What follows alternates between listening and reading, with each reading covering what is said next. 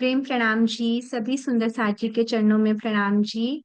आप सबके धाम हृदय में विराजमान प्रियतम अक्षराजीत के चरण कमल में कोटि कोटि नमन। तो प्यारे सुंदर साथ जी, पिछले हफ्ते हमने बहुत प्यारा एक विषय समझा था। हमने उसको समझने के बाद उसको प्यारा कहना शुरू कर दिया, जिसका नाम है माया। तो आज हम उसको आगे उसको बढ़ाएंगे, लेकिन उससे पहले हम चलते हैं लक्ष्य के पास एक प्यारे से वाणी गायन के लिए। बंदो सी सतगुरु चरण को कर धन प्रेम प्रणाम। अशुभ हरण मंगल हरण श्री देव चंद्र जीवा। श्री प्राणनाथ निज मूल पति श्री महराज सुना। तेज कवि श्यामा पल पल कर प्रणाम। तेज गौरी श्यामा युगल को पल पल करूं प्रणाम। पियू नेत्रों नेत्र मिलाइए, ओ पियू नेत्रों नेत्र मिलाइए। जो उपजे आनंद अति घन, जो उपजे आनंद अति घन, तो प्रेम रसायन पीजिए, तो प्रेम रसायन पीजिए। जो आत्म ते उतपान, पीयू नेत्रों नेत्र मिलाइए, पीयू नेत्रों नेत्र मिलाइए। इत ते नजर न फेरे, इत ते नजर न फेरे। पलक न दीजे न, पलक न दीजे न। नी के स्वरूप जो निरखिए, नी के स्वरूप जो निरखिए। जो आत्म हुए सुख नेत्रो नेत्र मिलाइए, ओ पियू नेत्रो नेत्र मिलाइए। जो उपजे आनंद अति घन, जो उपजे आनंद अति घन, तो प्रेम रसायन पीजिए, तो प्रेम रसायन पीजिए। ओ आत्म ते उत्पाद नेत्र मिलाइए। तब प्रेम जो उपजे, प्रेम जो उपजे। रस पर आत्म पहुँचाए, रस पर आत्म पहुँचाए। तब नैन की सनक छू हो गई, तब नैन की सनक छू हो गई। अंतर आखा खुल जाए, नेत्रों नेत्र मिलाइए, ओ पियू नेत्रों नेत्र मिलाइए। अंतस करण आत्म के, अंतस करण आत्म के। जब ए रहियो समाए, जब ए रहियो समाए।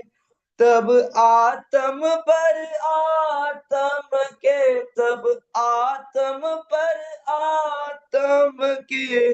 रहे न कछु अंतराय, पियू नेत्रो नेत्र मिलाइए, ओ पियू नेत्रो नेत्र मिलाइए। ताते हृदय आत्म के लीजिए, ताते हृदय आत्म के लीजिए।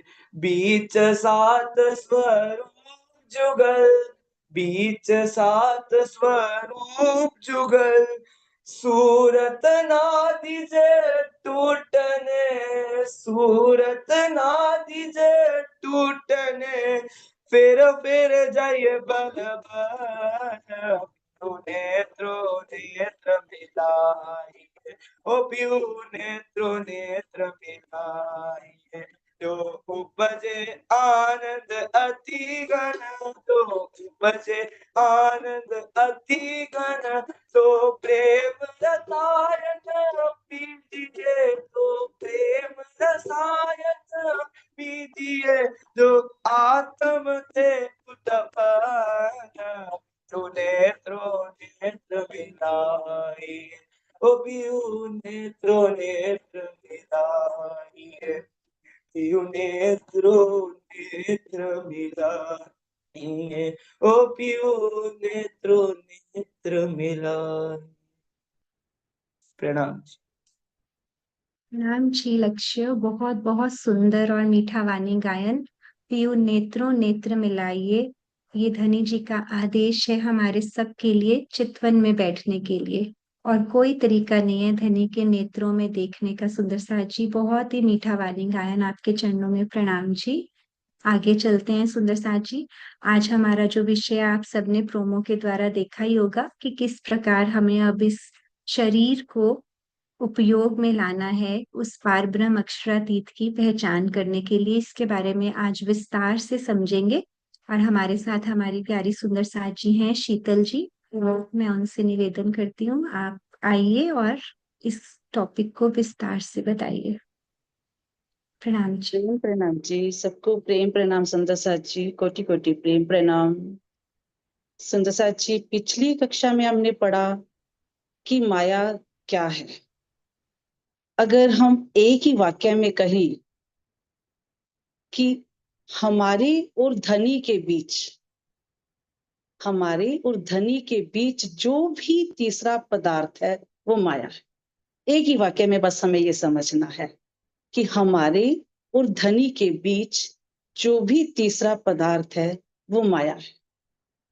माया के कितने हथियार हैं, माया अच्छी भी है, माया बुरी भी है, ये सब कुछ हमने पढ़ा। माया छल वाली है। अब प्रश्न ये खड़ा होता है कि इस माया से पार कैसे पाया जाए। कि अगर हमने माया को जाना कि ऐसी ऐसी माया है, तो अब इससे पार पाने का भी हमारे पास क्या साधन है कि कैसे पार पाया जाए।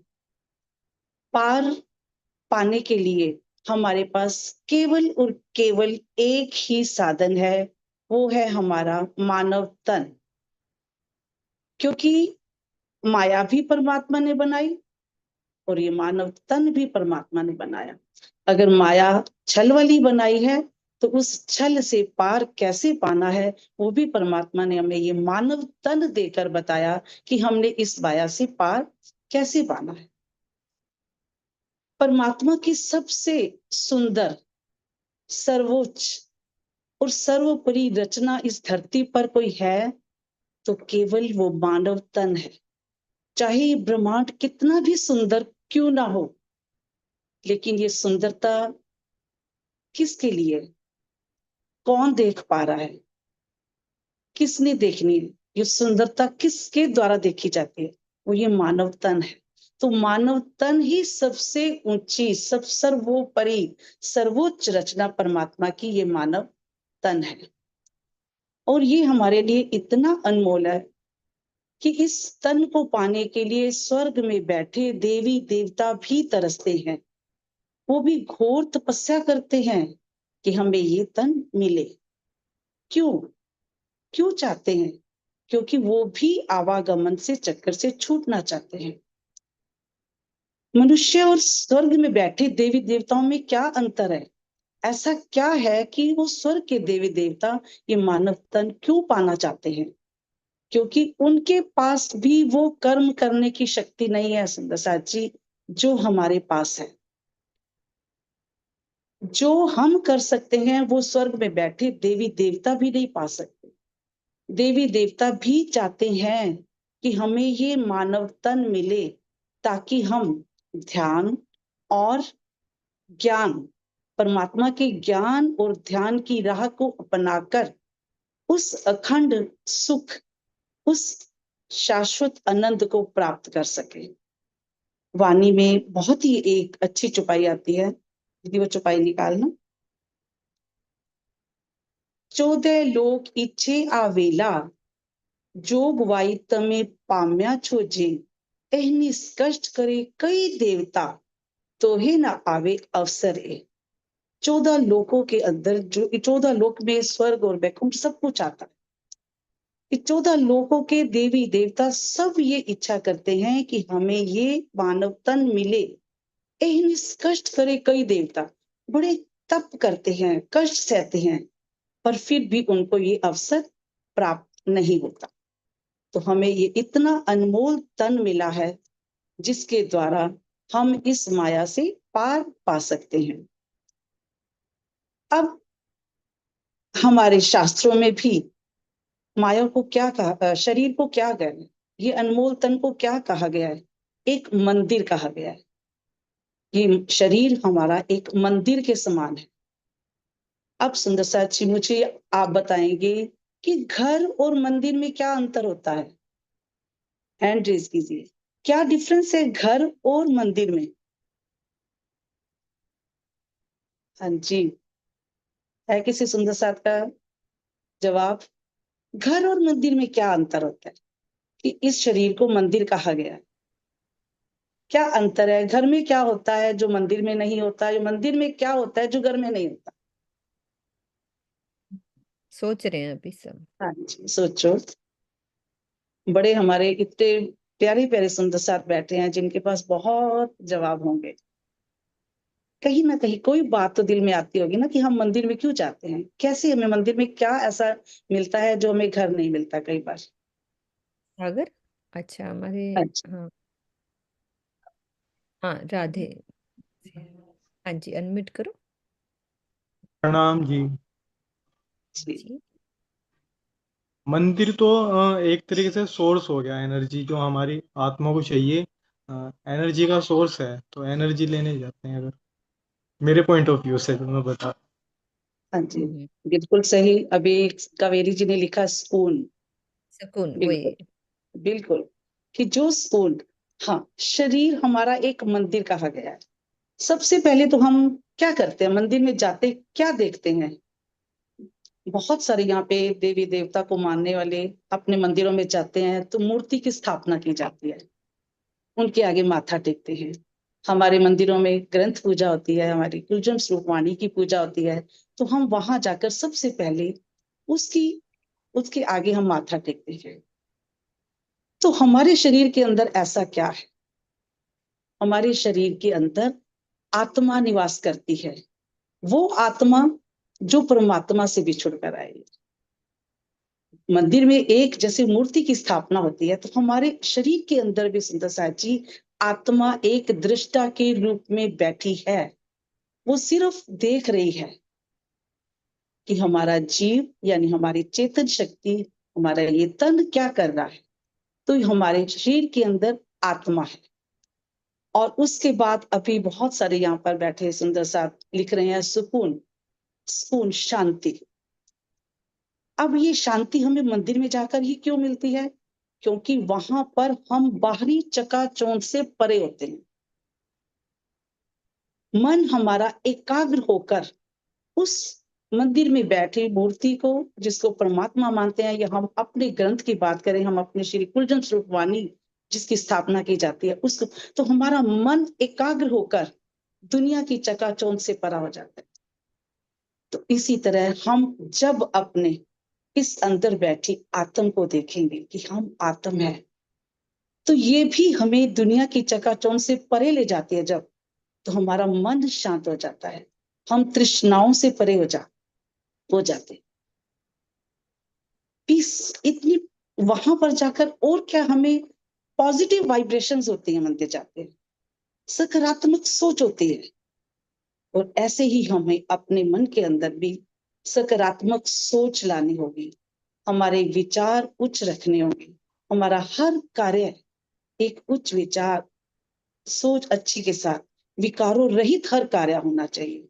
जब हम ऐसे उच्च विचार से सोच अच्छी रखते हुए हम कार्य करेंगे, हम हमेशा एक पॉजिटिव सोच लेकर चलेंगे कि हम हमारे साथ जो घटित हुआ या जो हो रहा है या जो आगे होगा, अगर हम ऐसा हमेशा सोचे कि वो सब कुछ धनी कर रहे हैं, वो जो कुछ कर रहे हैं वो हमारे लिए वही अच्छा है, अगर हम इसी सकारात्मक सोच से लगे तो हमें अपना घर भी एक मंदिर की तरह लगेगा। सबके अंदर एक सकारात्मक सोच होगी, शांति होगी, तो हमें हमेशा ये लगेगा कि सुकून है। तो सुकून भी तो इसी से मिलता है ना। सुकून भी तभी होगा ना जब हमारा मन शांत होगा। तो मन शांत कैसे होगा? जब हम पॉजिटिव विचार रखेंगे, जब हमें अपने अंदर एक आत्मा का एहसास होगा कि हमारे अंदर एक आत्मा बैठी है जिसको हमने उस परमात्मा से मिलाना है। और बात देखो, तो उस मंदिर में स्वच्छता की बात आती है, तो हमारा शरीर भी तो एक मंदिर के समान है, उसे भी हमें स्वच्छ रखना है। कैसे स्वच्छ रखना है? बाहरी स्वच्छता नहीं, बाहरी स्वच्छ। आज की युवा पीढ़ी तो खैर फैशन की दौड़ में ऐसे घूम रही है कि सब सोचते हैं कि मेरी ड्रेस सबसे अच्छी होनी चाहिए, हमेशा एक होड़ लगी रहती है अपनी सूटेड बूटेड और हेयर स्टाइल्स और मेकअप, मतलब क्या कुछ। हम आज की युवा पीढ़ी इस फैशन की दौड़ पे चलती जा रही है, भाग रही है। क्या करती है फिर? जैसे ही सूटेड बूटेड, अब क्यों ना हम अपनी सेल्फी लें। सेल्फी लेते हैं, एक बार ली, दो बार ली, उसी सेल्फी से भी सेटिस्फाइड नहीं होते। चलो जी, अब तो फिल्टर लगाया जाए, फिल्टर लगाने लग जाते हैं। फिल्टर लगाया, आहा अब तो बहुत सुंदर मैं लग रही हूँ, बहुत सुंदर मैं लग रहा हूँ, अब क्यों ना ये सबके बीच में बांटी जाए। चलो जी, व्हाट्सएप पे डालो, फेसबुक पे डालो, इंस्टाग्राम पे डालो, यहाँ तक भी सेटिस्फेक्शन नहीं। अब हमें लाइक्स देखने हैं, कितने लाइक्स हैं, कितने रिव्यूज हमें मिल रहे हैं, कैसी दौड़ में हम घूम रहे हैं। होता है ना, युवा पीढ़ी ये है, सब में है। ये नहीं सिर्फ मैं आपकी बात कर रही हूँ, हम सबके अंदर ये एक दौड़ लगी होती है कि मैं जब तक अपने फ्रेंड्स को अपनी इस अपनी सेल्फी दिखा ना पाऊं अपने छोड़, कि क्या मतलब, यहाँ तक कि आज के बच्चे कुछ खा भी रहे हैं ना, जब तक वो उसको डालते नहीं ना अपने इंस्टाग्राम पे या व्हाट्सएप या उस पे स्टेटस पे लगाते नहीं, तब तक ऐसा लगता है खाया ही बेकार है। ऐसे लगता है कि ले, हमने इतनी अच्छी ड्रेस पहनी है, क्या फायदा किसी ने देखी नहीं तो। सुंदर साथ जी, सोचिए जरा, वो लाइक एक बार वो दे देगा, भूल जाएगा कि कभी मैंने इसको लाइक भी किया था, सच में भूल जाएगा। और अगर हम कभी जिंदगी में किसी को एक बार भी जब मिल लेते हैं अपने उच्च विचारों के साथ, अपने सकारात्मक सोच के साथ, निर्मल विचारों के साथ, अपनी मधुर वाणी के साथ, जब एक बार भी मिलते थे ना, वो जिंदगी भर नहीं भूलते। क्या ये बात सच है कि नहीं? बताइए सुंदर सच, कि हमारी एक ड्रेस देखकर, हमारी सेल्फी देखकर हम लाइक चाहते हैं, वो रिव्यू चाहते हैं, वो क्या होता है, वो एक बार डालेगा, भूल जाएगा कि कभी मैंने इसको लाइक भी किया था।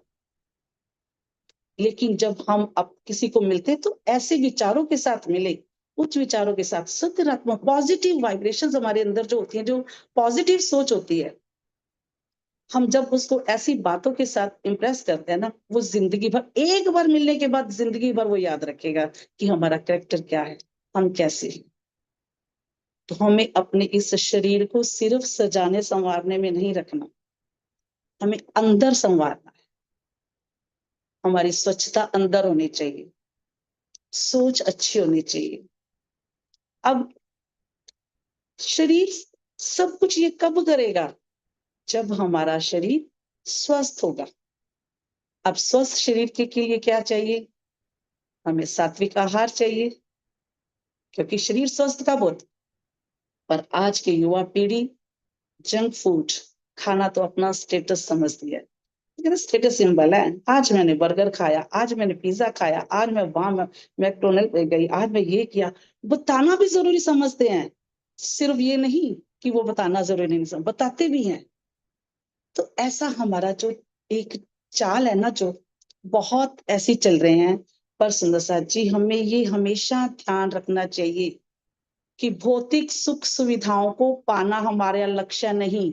ये मानव तन हमें सिर्फ इसलिए नहीं मिला, ये मानव तन मिला है हमें उस परमात्मा को पाने के लिए, और उस आत्म को उस परमात्मा से मिलाने के लिए मिला है। हमारा लक्ष्य वहां होना चाहिए। हमें अपने लक्ष्य से इधर उधर नहीं जाना, हमें तृष्णाओं की दौड़ में नहीं जाना चाहिए। इस मानव तन के रहते ही हमें उस परमात्मा को पाना है, अखंड आनंद को पाना है, अखंड सुख को पाना है। कभी मत सोचना कि अभी तो हम जवान हैं, अभी तो हम बड़ा टाइम पड़ा है। किसने देखा कल? आपने देखा अपना कल? आज हम हैं तो कल नहीं है। एक पल का भरोसा नहीं है, एक पल का भी। एक श्वास भी करोड़ों रुपए देकर हम खरीद नहीं सकते। एक श्वास भी अगर हम कहें ना कि एक श्वास दे दो, करोड़ों रुपए ले लो, डॉक्टर को भी बोल दे, वो भी नहीं दे सकता। जिसको हम इस धरती पर भगवान क्या देते हैं उस डॉक्टर को, वो भी नहीं दे सकता। तो हमारा श्वास इतने कीमती है। पल पल हमें उस धनी के शुक्राना करना चाहिए कि हमें आज का श्वास अच्छा दिया। हमारी जो सांस भी निकल रही है, जो आ रही है, वो बहुत अच्छी आ रही है। हम इस पल के शुक्राने के साथ साथ उस धनी को याद करना है। हमें कभी भी नहीं कि हम सिर्फ अपनी दुनिया की चकाचौंध के पीछे भागते रहे। वाणी में और एक बहुत अच्छी चौपाई आती है, दीदी निकालना वो चौपाई।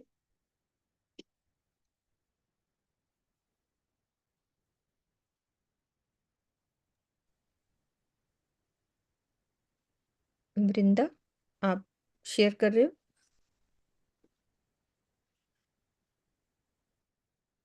रे जीव शरीर मंदिर सुहामनो, चौदे पुने रे आवास, इनके भरोसे जे रहे ते निक्स चले निराश। रे जीव, हमारे अंदर जो जीव है ना, वो चेतन शक्ति जो हमारी इस बॉडी को चलाती है, उसको संबोधित कर रहे हैं कि इस शरीर को मंदिर समझकर, बाहरी सुंदरता देखकर उसको संवारने में मत लगे रहो। ये शरीर जो 14 अंगों का बना हुआ है, सबको पता है कि हमारे 14 अंग हैं। उन 14 अंगों से बने इस शरीर को हम बाहर से संवारते मत रहे। जो इस शरीर के भरोसे बैठे रहेंगे तो उसको ला अंत में पछताना ही पड़ेगा। हमें अपने पल पल व्यर्थ नहीं करना, हर पल राज्य को ही याद करते हुए अपनी दुनिया के सारे काम करें। क्या नहीं करना, सब कुछ करना है, लेकिन एक धनी पर हमेशा अपनी पॉजिटिव सोच लेकर चले। हमारे इस स्वस्थ शरीर के साथ साथ हमें अपनी योग साधना भी बहुत जरूरी है, क्योंकि शरीर तभी स्वस्थ रहेगा जब हम योग साधना भी करेंगे। योग करें, आहार अच्छा रखें, विचार उच्च रखें, सोच सकारात्मक हो। इन्हीं गुणों के साथ हम चलते चलते अगर हम अपने जीवन को व्यतीत करेंगे तो हमारा जीवन सफल होगा। सुंदर सर जी, एक पत्थर का अस्तित्व तब तक है जब तक वो किसी पहाड़ के साथ जुड़ा हो। उसके बाद तो पत्थर है, सड़कों पे आ जाएगा, रुलता रहेगा, इधर उधर लुढ़कता रहेगा। और एक पत्ते का अस्तित्व भी तब तक है जब वो पेड़ के साथ जुड़ा हुआ है। नहीं तो पत्ता क्या, सूख गया, टूट गया, उस पत्ते की वैल्यू क्या रह गई। उसी तरह इस मानव तन का भी अस्तित्व तब तक है जब वो परमात्मा के साथ जुड़ा हुआ है। और हमें अपने आप में आत्मविश्लेषण करना है, एनालाइज करना है कि हम अपनी इस तन को किस दौड़ में लगा रहे हैं। माया की तरफ धकेल रहे हैं या माया से पार करने के साधन की तरह प्रयोग कर रहे हैं। ये शरीर हमारा सबसे उत्तम साधन है जो हमें माया से पार पाने का, माया के अंदर रहते रहते भी हम इससे पार हो सकते हैं। जब हम अपने अंदर अपने इन गुणों को लेकर चलेंगे, हम माया से पार होते जाएंगे। हमें माया तब कोई छल नहीं सकती। उसमें इतना छल जरूर है, लेकिन उस माया को छलने से हम इस साधन का प्रयोग करते करते हम माया से पार बड़े आराम से हो सकते हैं। हमारी सोच हमेशा यही रहे कि धनी जो कर रहे हैं, जो हो गया, जो होने वाला है, सब कुछ अच्छा ही करेंगे और अच्छा ही होगा। वाणी में एक छुपाई आती है, मानखे दे अखंड फल पाइए, सो को पाई के वृथा गमाइए, ए तो अधखिन को अवसर, सो गमावत मांझ निदर। कि हमारा मानव तन कि रहते रहते ही हमें उस अखंड फल को पाना है, इसको वृथा नहीं गंवाना। और क्योंकि एक पल का भी भरोसा नहीं हमें। कोई मत सोचे कि आज हम बच्चे हैं तो कल बड़े होकर करेंगे, बड़े ये सोचे कि नहीं अभी बहुत समय पड़ा है, समय हमारे पास, हमारा जीवन क्षण भंगुर है, इसलिए हमें प्रत्येक क्षण अपने धनी को याद करते हुए इस माया से पार पाना है। तो आज हमारे बीच डॉक्टर बबीता जी हैं, जो योग साधना, जो योग के बहुत अच्छे हमारे टीचर हैं, प्रोफेसर हैं कह लीजिए। तो आज हमें वो योग साधना के द्वारा बताएंगे कि कैसे हम अपने शरीर को योग की ओर लेके जाना है और किस तरह हमने सात्विक आहार लेना है। आहार और योग के बारे में बताएंगे। प्रणाम जी, सबको प्रणाम जी। डॉक्टर बबीता। प्रणाम जी, सबके चरणों में प्रेम प्रणाम मेरा।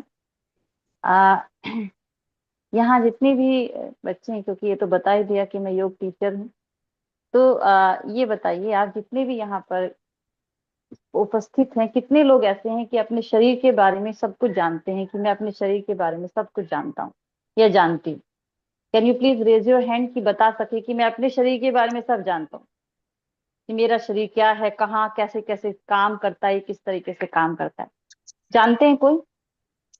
आप अपने हाथ खड़े कर सकते हो, अपनी वीडियो भी ऑन कर सकते हो ताकि मैं आपको देख सकूं। ठीक है, आए। एक भी हाथ नहीं उठा, ऐसा मत करो। एक हाथ उठा है शायद उधर तीनों से। हाँ जी, एकता जी, हाँ एकता जी का। हाँ एकता जी, एकता जी आप जानते हैं सब कुछ अपने उसके बारे में, शरीर के बारे में। आप अपनी वीडियो ऑन कर सकते हैं कि एकता जी, क्योंकि समय हमारे पास बहुत ज्यादा नहीं होता है। टाइम सिर्फ 10 मिनट है। हाँ, क्योंकि टाइम ज्यादा है नहीं हमारे पास। ठीक है, तो चलिए, सबने ये कहा तो मेरा अगला क्वेश्चन था वो तो खत्म ही हो गया, क्योंकि मैं पूछने वाली थी कुछ चीजें आपसे। तो ठीक है, हमारे शरीर में एक, आज मैं आपको शरीर के इस तरीके से कैसे शरीर काम करता है, मैं बहुत ज्यादा उसमें नहीं जाऊंगी, क्योंकि आप सब यूथ हो, युवा बच्चे हो, सब पता है आपको कि कैसे शरीर को स्वस्थ रखना है, क्या करना है, योग करना, ये करना, वो करना, सब पता है। लेकिन हमें शरीर के बारे में नहीं पता, बस कि हमारा शरीर कैसे काम कर रहा है। अगर मैं कहूं कि हमारा स्प्लीन कहाँ पर है, शरीर के अंदर स्प्लीन कहाँ पे है, किसी से भी पूछूं कोई बता सकता है हमारे शरीर में स्प्लीन कहाँ पे है और वो क्या काम करता है हमारे शरीर के अंदर? नहीं पता। ठीक है, देखो आज मैं आपको एक छोटी सी चीज बताती हूँ, फटाफट बताऊंगी, सब लोग ध्यान से सुनना। लिम्फेटिक सिस्टम होता है हमारे शरीर के अंदर, जिसको कहते हैं लसीका तंत्र। अब लिम्फेटिक सिस्टम का काम क्या होता है एक्चुअल में, कि जितना भी हमारे शरीर के अंदर जो लिक्विड है ना, तरल पदार्थ है, उसका वो ख्याल रखता है, उसको वो मैनेज करता है। तो जैसे कि अगर बाहर से जितने भी जो छोटे छोटे सूक्ष्म जिसको बोलते हैं जीव होते हैं, जो हमारे शरीर पर अटैक करते हैं, उनसे भी हमारी वो उसको भी वो संभालता है, जो जो हमें नुकसान पहुंचा सकते हैं। हमारे शरीर में जैसे चोट लगती है, सूजन होती है, जलन होती है, तो उस पर भी उसका भी वो ख्याल रखता है। दूसरा कि बाहर से शरीर में नहीं, अंदर से जो हमारे सेल्स हैं, उनमें भी जो सूजन होती है, कुछ भी प्रॉब्लम होती है, उसको भी वो जो लसीका तंत्र है हमारा, जिसको हम लिम्फेटिक सिस्टम कहते हैं, उसको भी वो संभालता है। ठीक है, और सबसे आप लोगों को ये तो पता ही होगा, अच्छा एक बात, कि हमारे सेल्स मरते रहते हैं, दोबारा से बनते रहते हैं, मरते रहते हैं, फिर बनते रहते हैं। तो जो सेल्स मरते हैं वो हमारे शरीर में ही पड़े रहते हैं। तो अगर वो शरीर में ही पड़े रहें तो सोचो क्या होगा, शरीर में एकदम एकदम विषैला चीजें उत्पन्न होनी शुरू हो जाएंगी, जहरीली चीजें बननी शुरू हो जाएंगी, और हम बीमार होना शुरू हो जाएंगे बहुत बुरी तरीके से। तो इसका मतलब ये हुआ कि हमारे सिस्टम की सफाई भी होना जरूरी है, जो डेड बॉडी है उनका बाहर निकलना बहुत ज्यादा जरूरी है। वो भी काम हमारा लिम्फेटिक सिस्टम ही करता है। ठीक है, उसको भी वही कर रहा होता है हमारा। ठीक है, अब लिम्फेटिक, अब जो एक बहुत खतरनाक सेल्स होते हैं जिनको कहते हैं कैंसर सेल्स, कैंसर सेल्स पे भी वो ही संभाल रहा होता है हमारा लिम्फेटिक सिस्टम। इतनी सारी चीजें करता है ये। अब इसमें क्या है, तीन तीन चीजें इसके लिए सबसे ज्यादा इंपॉर्टेंट होती हैं, मतलब तीन पार्ट्स होते हैं इसके। एक तो होता है स्प्लीन, जिसको तिल्ली कहते हैं हिंदी में, स्प्लीन। और दूसरा होता है हमारे टॉन्सिल, और तीसरा होता है हमारा अपेंडिक्स। ठीक है, अब ये तीनों जो होते हैं ये हमारे लिम्फेटिक सिस्टम को मैनेज करते हैं। ठीक है, अब क्या होता है, जैसे मान लिया हमारा लिम्फेटिक सिस्टम सही से काम नहीं कर रहा है, एक्टिव ही नहीं है, और सही से काम नहीं कर रहा, ना हमारा शरीर शुद्ध नहीं है, और आपको कहा जाए कि ठीक है 10 मिनट के लिए 15 मिनट के लिए आप सब लोग आंख बंद करके बैठो ध्यान में, तो आप 10 मिनट भी बैठोगे, मैं सबके लिए बोल रही हूँ, हमारे जो बड़े यहाँ पे टीचर्स हैं या जो भी हैं सभी के लिए मैं बता रही हूँ ये बात। तो हम ध्यान में बैठते हैं तो क्या होगा, थोड़ी देर बाद ऐसे ऐसे होना शुरू हो जाएगा, आपको नींद आलस से इस तरह की चीजें आनी शुरू हो जाएंगी और लगेगा कि हम ये कर ही क्यों रहे हैं, मतलब हम क्यों बैठना हमें आंख बंद करके, ऐसा फीलिंग आनी शुरू हो जाएगी। तो लेकिन यदि, क्योंकि चक्कर क्या है कि ध्यान में, ध्यान का जो सबसे बड़ा अगर दुश्मन कहा जाए तो कौन है, नींद है हमारी सबसे बड़ी जो दुश्मन ध्यान की है। तो क्या होगा कि हम, क्योंकि क्या होता है ध्यान में, क्या होता है कि ध्यान में हम बैठते हैं, एक तो हमें आंखें बंद भी करनी है और हमें सचेत भी रहना है, अवेयर भी रहना है। नंबर सेकंड बात, जब हम ध्यान में जाते हैं, जब हम ध्यान में बैठे हैं तो हमें सचेत भी 10 फोल्ड और ज्यादा जानना है। ऐसे नहीं कि हम बस से सचेत हो रहे हैं, हमें सचेत लगातार और चेतन होने की उस स्थिति तक पहुंचाना है, समझ लो, और सचेत और सचेत और डीप ऐसे, और आंखें बंद हैं, सोचो। तो यदि आप मान लिया आंख बंद करके बैठे हैं और आप सचेत हैं बिल्कुल, और आप 1 घंटा 2 घंटा आराम से बैठे सचेतन की उस अवस्था तक पहुंच रहे हैं आप, तो समझ लीजिए आपका लिम्फेटिक सिस्टम है बहुत सुंदर से काम कर रहा है, वो एक्टिव है एकदम, सक्रिय है एकदम, और आप जो है शुद्धता के उस लेवल पे हो एकदम, आपका जो सिस्टम है उसका जो क्लेंजिंग है वो कमाल की हो रही है आपके अंदर। अब देखो इसमें क्या होगा कि इसमें जो सबसे ज्यादा इंपॉर्टेंट होती है हमारी बात, वो होती है सुबह की साधना, क्योंकि ऐसे तो होगा नहीं सिस्टम साहब कि हम यहाँ बैठे हैं, आप मेरी बात सुन रहे हैं, मैं आपकी बात सुन रही हूँ, सिस्टम साहब ऐसा तो नहीं होने वाला, ठीक है ना। तो इसमें सबसे इंपॉर्टेंट जो हमारे लिए है वो है हमारी सुबह की साधना, यानी कि सुबह जब हम उठते हैं तो हमारी क्या जीवन शैली कैसे काम करना शुरू करती है। जब हम सुबह उठते हैं तो सबसे पहले हम थोड़ा गुनगुना पानी पिए, गुनगुना पानी पी रहे 3-4 ग्लास, उकड़ू बैठ के काग मुद्रा में, उकड़ू बैठना, सब लोग, हम लोग चेयर पे ही बैठते हैं ना मोस्टली, आप उकड़ू बैठा करें, जितने भी यंग लोग हैं। अब ये जब भी जितने भी दूसरे लोग हैं उनके घुटने उठने थोड़ा गड़बड़ करते हैं तो वो नहीं बैठ पाते, लेकिन आप बैठ सकते हो, तो उसको थोड़ा कंटिन्यू रखना, उसको छोड़ना मत उस आदत को प्लीज। तो आप क्या करना, उकड़ू बैठो, उकड़ू बैठ के थोड़ा पानी पियो 3, अगर 1 ग्लास पी सकते हो फिर थोड़ा टहल लो, कोई बात नहीं, दूसरा ग्लास फिर रुक के पी लो, फिर तीसरा ग्लास रुक के पी लो, कोई जबरदस्ती नहीं कि एकदम 4-5 ग्लास आपको एकदम पीने। शुरू में 1 ग्लास से शुरुआत करो, फिर 2, फिर 2.5, फिर 3, ऐसे शुरुआत करो, कोई बात नहीं, थोड़ा धैर्य पेशेंस रखते हुए। उसके बाद आपका जो पेट का साफ होना बहुत ज्यादा जरूरी है, कॉन्स्टिपेशन ना हो आपके पेट में, बिल्कुल क्लीन हो रोज सुबह। और उसके बाद आपका योगाभ्यास और प्राणायाम, जो योगाभ्यास और प्राणायाम है वो आपको एक तरीके से आपके जो आपका जो लसीका तंत्र है, जिसमें मैं से कह रही हूँ लेप्टिक सिस्टम, इसमें क्या होगा कि वो एक्टिव होना शुरू हो जाएगा। और इसमें जो है शरीर का जो है, इस सिस्टम में शरीर को जो है एक्टिव रखना और शरीर को शुद्ध रखना बहुत ज्यादा जरूरी है।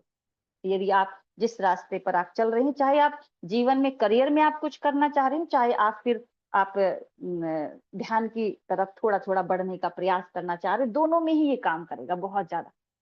अब जो लोग, कुछ लोग ऐसे होंगे कि जिन्होंने अभी इस साधना को, जैसे योग अभ्यास प्राणायाम, थोड़ा सा इस चीजों को आपने अभी अपने जीवन में इंक्लूड किया, अभी आपने लाना शुरू किया है, उससे पहले आपने कभी नहीं किया, 40 को मान लिया कि कुछ लोग पार कर दिया, तो वो लोग फिर क्या करें, थोड़ा सा चीजों को थोड़ा सा और एक्स्ट्रा अटेंशन थोड़ा सा दें उसमें, कि आप पानी की मात्रा थोड़ी बढ़ाएं अपनी, 20-25% कम से कम पानी की मात्रा आप बढ़ा दें और उसको जाने दो। और कैसे पता चले कि हम सही पानी पी रहे हैं, तो आप जब भी यूरिन जाते हैं तो आप देखिए कि आपके पानी का कलर, उसका कलर दोनों का एक जैसा होना चाहिए। अगर आप मेडिसिन वगैरह कुछ नहीं ले रहे हो, मेडिसिन ले रहे तो हो सकता है थोड़ा चेंज हो कलर, लेकिन वैसे देखो कि वो, इसका मतलब आपकी जो पानी की जो मात्रा है वो एकदम सही जा रही है आपके पेट के अंदर और आपका सिस्टम बढ़िया काम कर रहा है।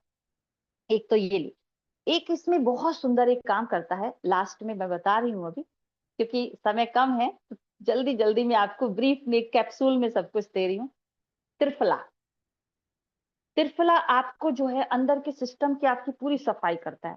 आप उसे पानी से ले सकते हैं, आप उसे शहद से ले सकते हैं, आप उसे दूध से ले सकते हैं। 1 चम्मच त्रिफला लो, दूध थोड़ा अगर पीने की आदत है तो दूध पी लो, सुबह लेना है तो पानी से ले लो, शहद से ले लो आप, और आपका सिस्टम क्लीन होना शुरू हो जाएगा। कहने का अर्थ ये है कि आपका जो, आप जिसको जानते नहीं आप अपने शरीर को, कोई बात नहीं, लेकिन इतना जानो कि यदि हम सही life style, healthy life style में आना शुरू हो जाएं, सुबह से शाम तक अपने आप को ऑब्जर्व करो कहाँ गड़बड़ हो रही है। ठीक है, अभी आप कर सकते हो, अभी आपके पास टाइम है। जैसे अभी इन्होंने बताया ना, शीतल जी ने, कि समय अभी है, ये मत सोचो कि अभी चलो कल करेंगे कल करेंगे, कल कल होते होते ही सारे बाल सफेद हो जाएंगे, कुछ भी नहीं होगा। ठीक है तो इसलिए आपको ये करना है, जरूर से जरूर हेल्दी लाइफ स्टाइल आपको अपनाना है।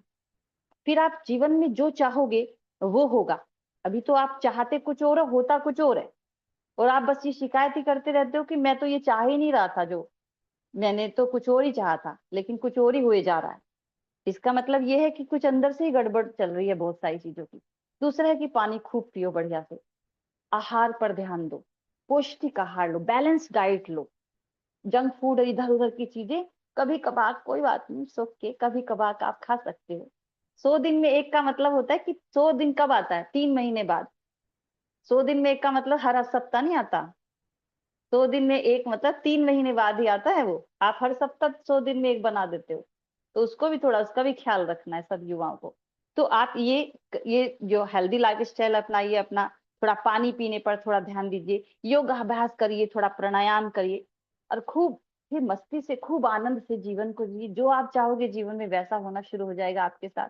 आप ध्यान करना चाहोगे, अगर आप 15 मिनट बैठो तो पता चला आप 1 घंटा बैठे ही, ना आनंद आ गया कि आप 1 घंटा बैठे हो, कुछ पता ही नहीं चला आपको, है ना।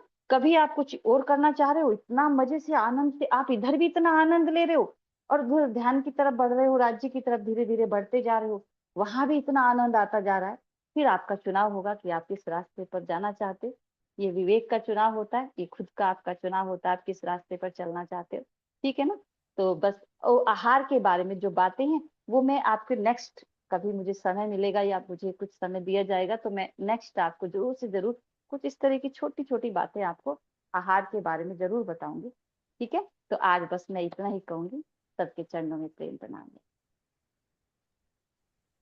प्रणाम जी, आपके चरणों थोड़ा में प्रणाम जी। मुस्कुरा भी दिया करो, थोड़ा सब लोग इतने गंभीर होके ना सुना करो बात तो। ठीक है, जी, प्रणाम। दीदी ने बहुत ही सुंदर कहा कि एक कैप्सूल की फॉर्म में उन्होंने 10 मिनट में बहुत कुछ बताया। तो सबके पास बबीता जी का नंबर है, ग्रुप में नंबर है, तो विस्तार से जानने के लिए आप कभी भी किसी को भी कांटेक्ट कर सकते हो। और यहाँ पर भी हम डाइट के बारे में अच्छे से एक टॉक लेंगे, अभी जितना थोड़ा सा समय में मिला, क्योंकि हमारे साथ प्रवीण जी भी अब जुड़ चुके हैं। हम चाहते हैं कि उनके मुखारबिंद से आज के विषय के बारे में अच्छे से सुने। प्रणाम जी। प्रणाम जी।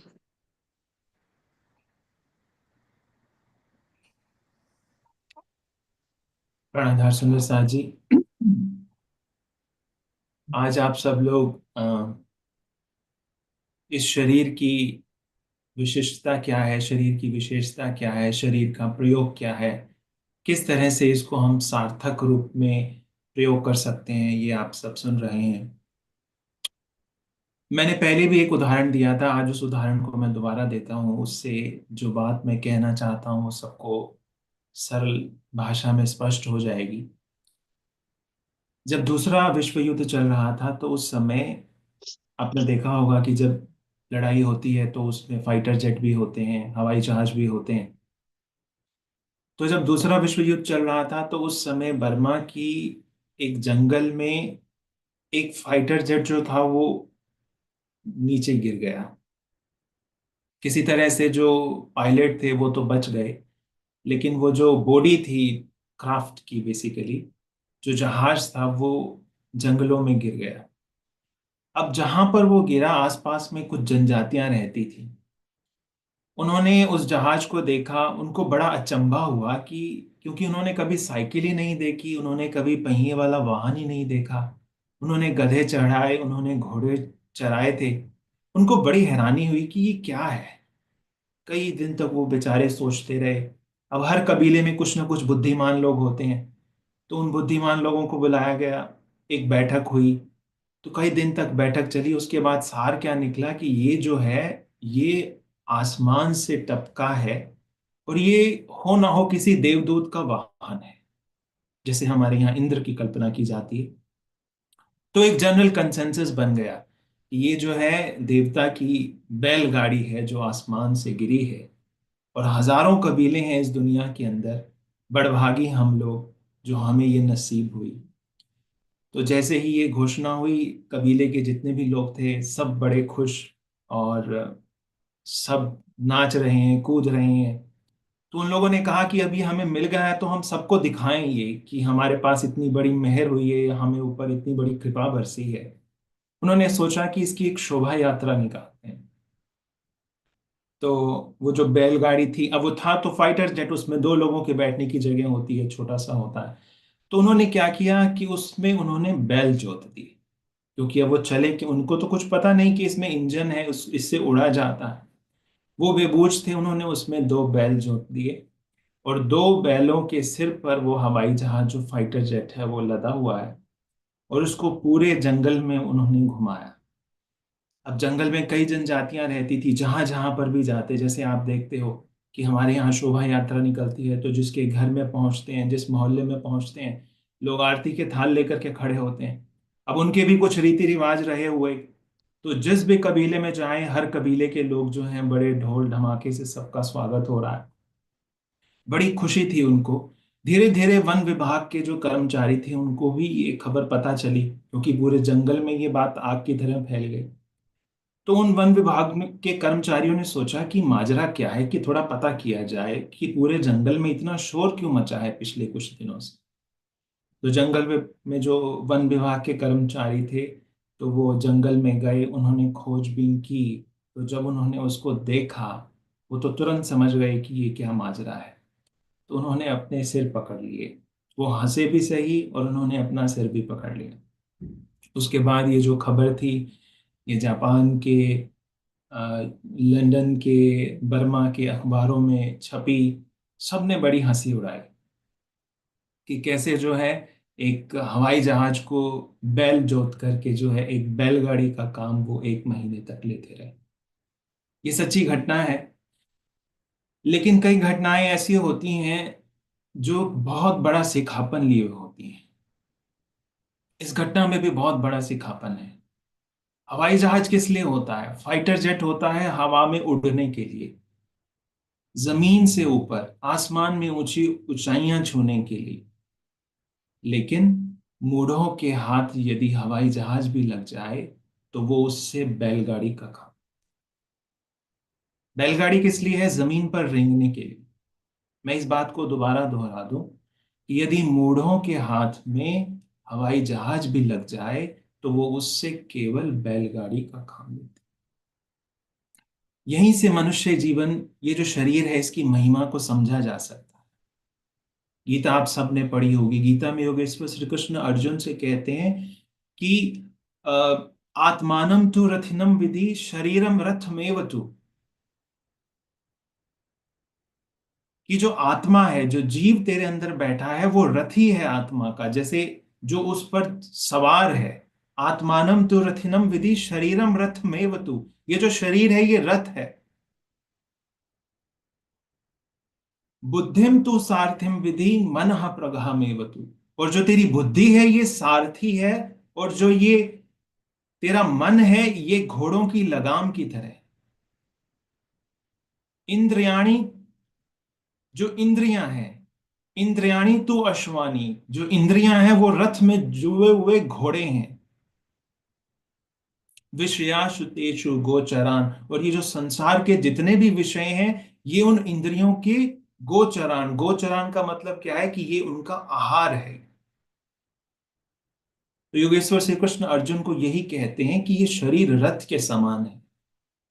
तू उस पर बैठा हुआ सारथी है, तू उस पर बैठा हुआ रथी है जिससे यात्रा करनी है। रथी कौन होता है? जिससे यात्रा करनी होती। और सारथी कौन है? सारथी है हमारी बुद्धि। हमारी पांचों इंद्रियां घोड़े हैं, और उन घोड़ों को जो कसा हुआ है, जो लगाम है, जो रस्सी है, वो क्या है? वो हमारा मन है। तो जिस भी व्यक्ति की बुद्धि उसके नियंत्रण में है, यानी जिसका सारथी रथी के साथ है, जिसकी बुद्धि ने मन रूपी लगाम को कस करके पकड़ा है और अपनी पांचों इंद्रियों रूपी घोड़ों को नियंत्रण में रखा है, वो रथ एक दिन अपनी मंजिल तक पहुंच जाता। यदि सारथी ठीक नहीं होगा, यदि मन रूपी लगाम को कसा नहीं जाएगा, और यदि आपके घोड़े जो आपकी इंद्रियां हैं वो भी आपका साथ ना दें, तो कभी भी मंजिल पर नहीं पहुंचा जा सकता। तो ये जो शरीर हमें मिला है, आप इसको इस तरह से समझो कि जो बुद्धिमान व्यक्ति होता है वो इस शरीर को एक हवाई जहाज की तरह प्रयोग करता है, क्योंकि जीवन में संभावना है कि आकाश में भी उड़ा जा सकता है। आकाश में उड़ने का मतलब क्या है? मैंने दो बातें बताई कि जो साधारण लोग हैं वो बैलगाड़ी का काम लेते हैं। बैलगाड़ी क्या है? जमीन पर रेंगने के लिए। लेकिन जो बुद्धिमान है वो क्या करता है? उससे हवाई जहाज का काम लेता है, आसमान में उड़ने की। सबको जीवन मिलता है। तारतम्य में कहा है कि मांग लई प्यारी उम्र ए जो रबत के वक्त। सबने एक निश्चित आयु सबको अपने जीवन में मिलती है, लेकिन अमूमन क्या होता है कि 90% लोग जो है संसार में, संसार की छोटी छोटी बातों में, संसार के सुख दुख राग द्वेष में अपनी सारी ऊर्जा को समाप्त कर देते। कोई कोई ऐसा होता है जिसके जीवन में ये भावना उठती है कि यदि ये जो बीज मुझे प्राप्त हुआ है, मैं इस बीज को सिंचूं, इससे कुछ पौधा निकले, जिस पर कुछ फल लगे, जिस पर कोई फूल लगे। बीतक में कितने ऐसे प्रसंग आते हैं, मैंने कई बार इन बातों का वर्णन किया है। महाराजा छत्रसाल हैं, लालदास जी हैं, ये सब वो महान व्यक्तित्व हैं जिन्होंने इस शरीर को जैसे प्रयोग करना चाहिए था हम सबके सामने मापदंड स्थापित किए। हमें लगता है कि हम नौकरी पर जाते हैं, घर का काम संभालते हैं, सब थक जाते हैं, हमारे पास सामर्थ्य नहीं है, दिन में 24 घंटे होते हैं, दिन कहाँ निकल जाता है कुछ पता ही नहीं चलता। ना ध्यान के लिए समय है, ना भजन के लिए समय है, ना चितवनी के लिए समय है, ना वाणी को पढ़ने के लिए समय है। आप विचार कीजिए, पन्ना जी के अंदर जब लालदास जी बैठते हैं, कितने कारखाने थे? कितने कारखानों की सेवा लालदास जी को मिली हुई थी? 32 कारखानों की सेवा। लालदास जी जो हैं इतने सारे डिपार्टमेंट्स को अकेला मैनेज कर रहे हैं, लेकिन लालदास जी के हृदय की अवस्था क्या है? पिंड ब्रह्मांड वाको हैरी नाही, लागी वाली कछु और न देखे, पिंड ब्रह्मांड वाको हैरी नाही, वो खेले प्रेमे पार पियासो देखन कोतन सागर। उनका तन है संसार के अंदर। हर कोई देखता है लालदास जी को, लोगों के मन में लालदास जी के लिए विचार होंगे कि लालदास जी जैसा साहूकार बैठा है जो इतने कारखानों को संभाल रहा है। हमें कंपनी में एक रोल दिया जाता है मैनेजर का, हमें हमसे वो नहीं पूरी तरह से निभाया जाता, हमें लगता है कि it is too much stress for us. लेकिन वो इतनी सारी रिस्पॉन्सिबिलिटीज को मैनेज करते हुए भी वहां पर जो बैठे हैं उनकी अवस्था क्या है? खेले प्रेमे पार पियासो देखन कोतन सागर। ऐसा लगता है कि लालदास जी वहां पर काम कर रहे हैं, लेकिन उनका जो मन है वो सदैव कहाँ जुड़ा हुआ है? वो अक्षरातीत धाम धनी के चरणों में जुड़ा। तो शरीर तो केवल एक साधन है इस संसार में अपनी जिम्मेवारियों को पूरा करने के लिए। जैसे एक पक्षी उड़ता है आसमान में, शाम को थकता है, सांझ को अपनी घोंसले में लौट आता है, विश्राम करता है, लेकिन अगले दिन फिर उड़ता है। उसी तरह से हम संसार के अंदर जो भी काम कर रहे हैं, हम अपनी रिस्पॉन्सिबिलिटीज को निभाएं, हम अपने सारे कर्तव्यों को पूरा करें। धन कमाना है, धन कमाइए, उससे जीवन आपका सरल बनेगा, आपके पास सुविधा होगी।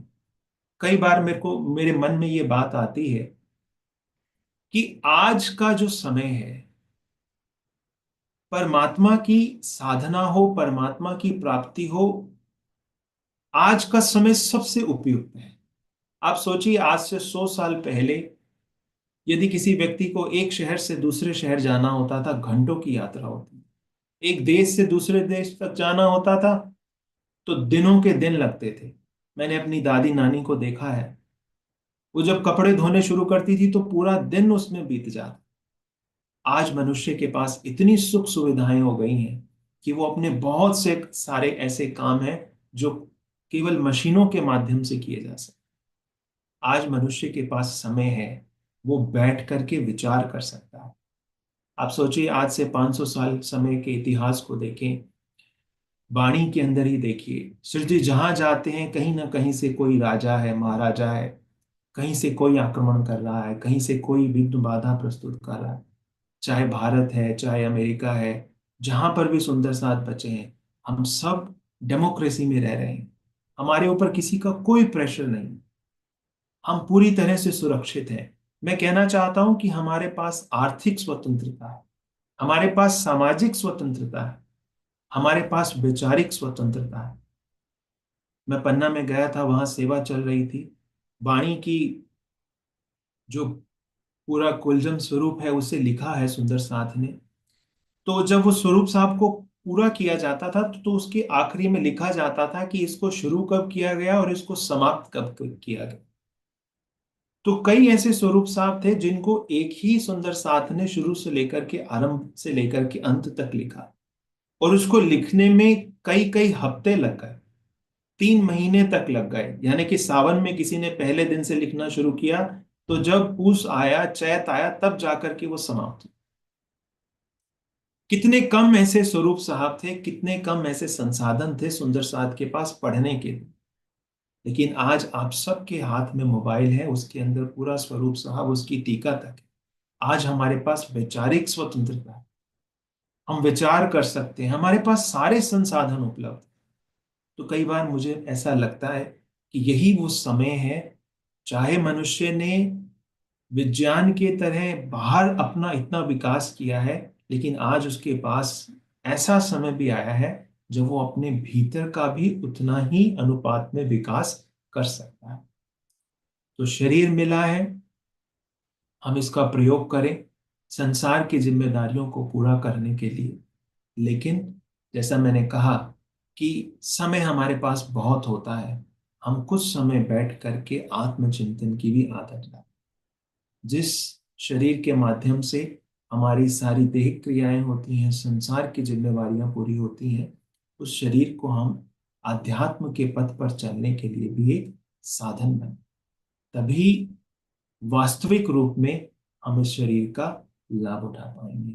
तो मैं सभी सुंदर साथ से यही आशा करता हूं कि चाहे बच्चे हैं जो पढ़ते हैं, चाहे युवा हैं जो कोई भी व्यवसाय करते हैं, नौकरी करते हैं, महिलाएं हैं जो घर संभालती हैं, आप अपने जीवन की सारी जिम्मेवारियां पूरी कीजिए, लेकिन हर रोज कुछ ना कुछ समय अपने आत्मचिंतन में अवश्य बिताइए।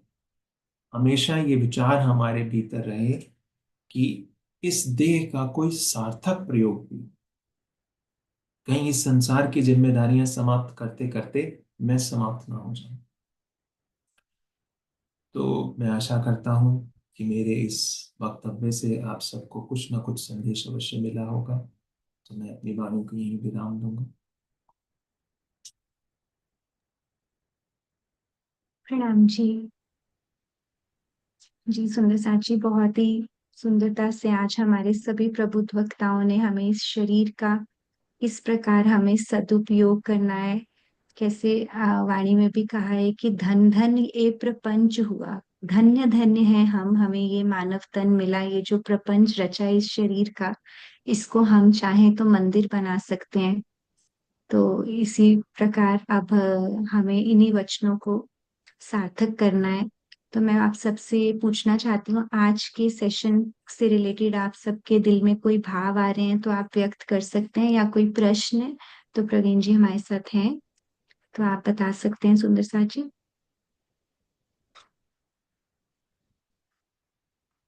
आज के सेशन के रिगार्डिंग अगर कुछ एक्सप्रेस करना चाहते हैं, जो जो अंडरस्टैंडिंग हुई वो भी आप रिफ्लेक्ट कर सकते हैं। सुभी सलोनी, आप सब लोग के हृदय में इतना कुछ होता है, तो सब बोलने से मुझे लगता है थोड़ा सा हेजिटेट करते हो, इसलिए मैं हर बार बिना पूछे अब माफी चाहती हूँ, आपको अनम्यूट कर देती हूँ। बट हम आपको सुनना चाहते हैं। प्रणाम जी सुरभि। प्रणाम जी। आई थिंक ये सब जो भी आज हम सुन रहे हैं हमको सबको पता रहता है, बट वो जैसे होता है ना, रिमाइंडर्स मिलते हैं ये बार बार ऐसी चीजें सुनने से, तो वो धीरे धीरे आई थिंक वो एफर्ट होता है और फिर हम उस राह पे चलना शुरू हो जाते हैं। अगर वो रिमाइंडर्स ही ना मिले तो हम अपनी दुनिया में ऐसे लगे रहते हैं, एंड देन एक दिन आएगा जब वो चोट लगेगी एंड तब उठना ही पड़ेगा। तो जैसे आई थिंक मम्मी बताती हैं, या मतलब वो सुना है ना कि मतलब प्यार से आ जाओ मेरे पास, आई थिंक सरकाश्री जी बोलते थे, नहीं तो मार के या दुख में आना पड़ेगा। तो आई थिंक ये जो आज हम सीख रहे हैं वो धीरे धीरे राज्य की तरफ जो भी हमें एफर्ट्स करने हैं उससे हम बदलेंगे, और लाइक लाइफस्टाइल इन जनरल अच्छा होगा। बिल्कुल बिल्कुल, बहुत अच्छा। इन जनरली हमें खाली ये हम आध्यात्मिक लेसन्स के द्वारा ये ना समझे कि हमारी आध्यात्मिक उन्नति हो रही है, हम अपने मन को इस काबिल बना लें कि हम आध्यात्मिक और भौतिक दोनों क्षेत्रों में हमारी उन्नति हो। जी, किसी और सुंदर साथ का प्रश्न है? जी हेमा जी। प्रणाम जी। प्रणाम जी। प्रवीण भैया के चरणों में कोटि कोटि प्रणाम। बाकी सब सुंदर साथ के चरणों में कोटि कोटि प्रणाम। मैं अभी नई नई जुड़ी हूँ, तो चित्रा जी से मेरी बात हुई, 3-4 बार बात हुई मेरी। और जब ये अभी प्रवीण भैया बता रहे थे ना, जो बीज फूट के उसमें से पत्तियां निकली, फिर पेड़ बना, फिर उसमें से फल फूल लगे। मैं आज ही मेरे बेटे को वो बात बता रही थी कि मैंने नाम लेके तो 25 साल हो गए हैं, पर अभी ऐसे लगता है मेरी लाइफ के 25 साल कहाँ गए। इसीलिए ये चीज मैं बच्चों को बोलना चाहती हूँ, अभी युवा पीढ़ी को, बाद में पछताए कुछ नहीं होगा। This is the right time for you too, I don't know how do I express, मैं अभी भी बहुत हेजिटेट कर रही हूँ, but I wanted to come up and speak, मुझे ये बोलना था। मैंने आज ही मतलब बेटे को बोला यही सेम टू सेम चीज, और मुझे ऐसे लग रहा था राजी मतलब बोल रहे हैं। इट इज लाइक जी बहुत मतलब इतने अभी 1 हफ्ते के अंदर मुझे इतने एक्सपीरियंसेस मिले हैं कि it is like he is actually राजी, मतलब स्वयं वो बातें मतलब जो सोच रही हूँ या जो कर रही हूँ, अभी ऐसे है कि वो मतलब बीज फूटा है। एंड मैं भी षट ऋतु की टीका पढ़ रही हूँ, तो उसमें भी काफी सारे प्रकरण ऐसे आए हैं, काफी सारी चौपाइयां ऐसी आई है जो वो हृदय को छूती है कि मैंने कितने साल अपने वेस्ट कर दिए। ये आपने बहुत सुंदरता से बताया, हम आपके भाव समझ पा रहे हैं जो आप कहना चाहते हो, क्योंकि अब हमारे युवा पीढ़ी को यही समझना है कि हम बाद में पछताए नहीं, क्योंकि हमारे अंदर धामधनी विराजमान तो है ही है। उन्होंने ये तो कहा ही है कि मैं सेहरग से नजदीक हूँ, बस हमें महसूस नहीं होता, तो हमारी गलती है। तो आपने अब बहुत अच्छा प्रेरणा दी सबके लिए। धन्यवाद जी सुंदर साथ जी। वाणी में एक बात आती है, राजी कहते हैं, और ये और कई ग्रंथों में भी लिखा है, सूफियों में खास तौर पर कहा जाता है, उपनिषद का भी वाक्य है, सूफियों में एक कहानी है कि जब शिष्य तैयार होता है तो गुरु अपने पास अपने आप उसके पास पहुंच जाता है। लेकिन उससे एक कदम आगे बढ़ करके कहा गया कि शिष्य भी तैयार नहीं होता। जब गुरु तैयार होता है तो एक शिष्य के अंदर ढूंढने की ललक पैदा हो जाती है। उपनिषद में इसे बहुत सुंदर तरीके से कहा गया है। उपनिषद कहते हैं कि न अयमात्मा प्रवचनेन लभ्यो, कि वो जो परमात्मा है वो प्रवचनों से भी नहीं मिलता। न अयमात्मा प्रवचनेन लभ्यो न मेधया, मेधया का मतलब होता है कि किताबें पढ़ने से भी नहीं मिलता, न बहुना श्रुतेन, और बहुत ज्यादा प्रवचन सुनने से भी नहीं मिलता। तो फिर प्रश्न उठता है कि कैसे मिलता है? तो उसका उत्तर देते हुए ऋषि कहते हैं कि यम एष वृणोते तनु तेन श्याम। यम एष वृणोते, वृणोते का मतलब होता है कि जिसका वो वर्ण कर लेता। कितना प्यारा शब्द है कि जिसको वो चुन लेता है, तेन तनु श्याम, उसके ऊपर वो अपना सब कुछ न्योछावर कर देता। वाणी में भी राज जी ने कहा है कि पहले मैं तुम्हें याद करता हूं, पीछे तुम दोस्ती करो तो भी सच्चे यार, हक कहे पहले मेरा प्यार। राजी कहते हैं, वाणी में लिखा है कि पहले मेरा प्यार है, मैं पहले तुम्हें याद करता हूं और उसके बाद तुम्हें मेरी याद आती है।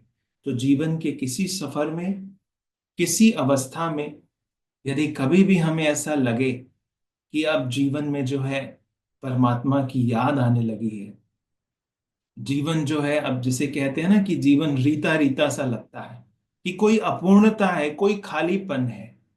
अब ऐसे लगता है कि ये जो चारों तरफ का बिखराव है ये उस खालीपन को भर नहीं पाता। अब किसी बड़े महत्व की आवश्यकता हमें मान पड़ती है।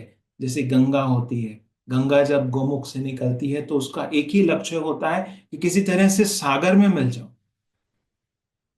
हरिद्वार से निकलती है ऋषिकेश से, और सागर है पश्चिम बंगाल में। उसकी नियति है गंगा सागर। लेकिन रास्ते में कितने घाट आएंगे। हरिद्वार का घाट आएगा, बिहार का घाट, गया का घाट, इलाहाबाद, संगम, प्रयाग। लेकिन कहीं रुकती है? कहीं नहीं रुकती। घाट बहुत आते हैं, लेकिन उसको पता है कि मेरी जो मंजिल है वो क्या है, वो गंगा सागर। तो उसी तरह से जीवन के ये सफर होते हैं। हमारे जीवन में भी अनेक घाट आते हैं, लेकिन मंजिल तो हम सब की गंगा सागर है।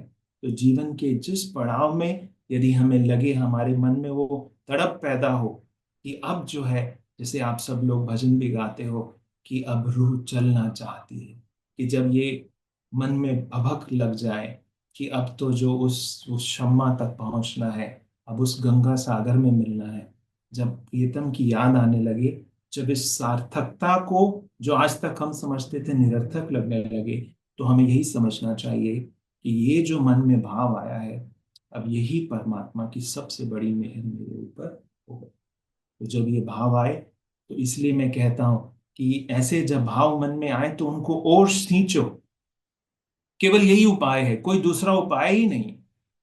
जैसे आपके आंगन में यदि गुलाब खिल आए तो आप उसको सींचते हो, आप उसके अंदर खाद डालते हो। उसके आसपास अगर कोई खरपतवार उगने भी लगे तो उसको उखाड़ करके फेंक देते हो, क्योंकि सबको चाहिए कि उसके आंगन में गुलाब खिले। क्योंकि जिस दिन गुलाब खिलेंगे तो सौंदर्य होगा, वहां से महक उठेगी, भंवरे आएंगे। तो उसी तरह से ये जो सारी परिस्थितियां हैं, आप ये समझो कि अब वो बीज खिल रहा है।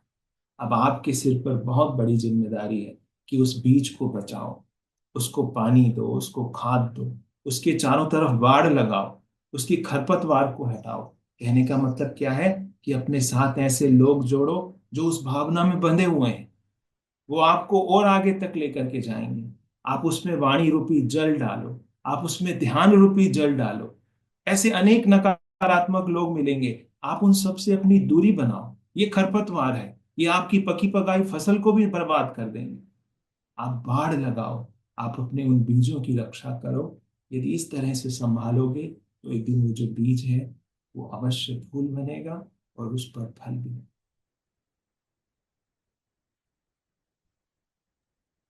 जी प्रणाम जी, बहुत सुंदर प्रणाम जी आपके चरणों में। तो समय हो रहा है सुंदर साथ जी, तो चलते हैं। अगले शनिवार फिर इसी समय मिलेंगे एक नए विषय के साथ, इसी की कंटिन्यूशन में। तो मैं आशा करती हूँ आज सबको बहुत ही इंसाइटफुल सेशन जो भी हमने यहाँ पे महसूस किया, हम उसको अपनी जिंदगी में उतारें जरूर। जब तक रहनी में नहीं आएंगे तब तक ये सब आचरण में नहीं आएगा, तो सब व्यर्थ है। तो सभी सुंदर साची के चरण कमल में प्रणाम जी। आप SPGIN के ई गुरुकुलम चैनल को लाइक करें, सब्सक्राइब करें, फेसबुक पेज पे जाएं और शेयर करें फ्रेंड्स एंड फैमिली के साथ। ये भी एक दुर्लभ अवसर है, राज्य ने हमें दिया है इस बैठक का सुख। हमारे लिए निस्बत की खातिर उसकी पहचान करें और थोड़ी थोड़ी सेवा करके बहुत सारा धन का लाभ प्राप्त करें। सभी के चरण कमल में प्रणाम जी। बोलिए श्री प्राणनाथ प्यारे की जय, श्री सतगुरु महाराज की जय, पन्ना धाम की जय, सर्व सुंदर साथ की जय। प्रणाम।